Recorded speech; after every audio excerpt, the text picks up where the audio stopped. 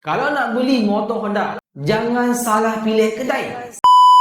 Semalam ada satu customer, dia call saya, dia tanya harga Vario 125. Dia nak survey harga Vario 125 lah. Lepas tu saya buka dia, sebab dia nak cash. Cash Vario 125 bulan ni ada promosi. Saya buka dia 7288. Lepas tu customer dia cakap, "Bos, saya dah survey harga tempat lain, Kuantan juga, dengan kedai motor lain dekat Kuantan. Harga lagi murah." Lepas tu saya tanya dia lah, adakah kedai tu ada pusat servis ke tak? Lepas tu dia cakap dia tak tahu sebab dia survey online saja. Lepas tu saya jawab dia lah, "Bang, jangan risau. Kalau abang beli motor dengan saya, sebab kedai saya ada pusat servis, kalau motor ada jadi masalah apa-apa, ada isu-isu, lepas beli motor dengan saya akan tanggung sepenuhnya tanpa charge sebab saya ada technician." Nampak kamera? Nampak? Technician, ada pusat servis. Okay, akhirnya customer datang balik kedai saya. Lepas tu saya tanya dia lah, "Bang, kenapa datang balik?" Oh, dia cakap sebelum datang kedai saya, dia dah pergi kedai tu. Lepas tu dia cakap kedai tu dia jual Vario 125 yang bernombor. Itulah sebab harga motor lagi murah. Yang keduanya, kedai tu dia tak ada pusat servis. Kalau dia beli motor ada masalah, dia tak tahu nak pergi mana. Itu sebab customer datang sini. Akhirnya dia beli motor Vario 125 dengan tim saya. Lepas tu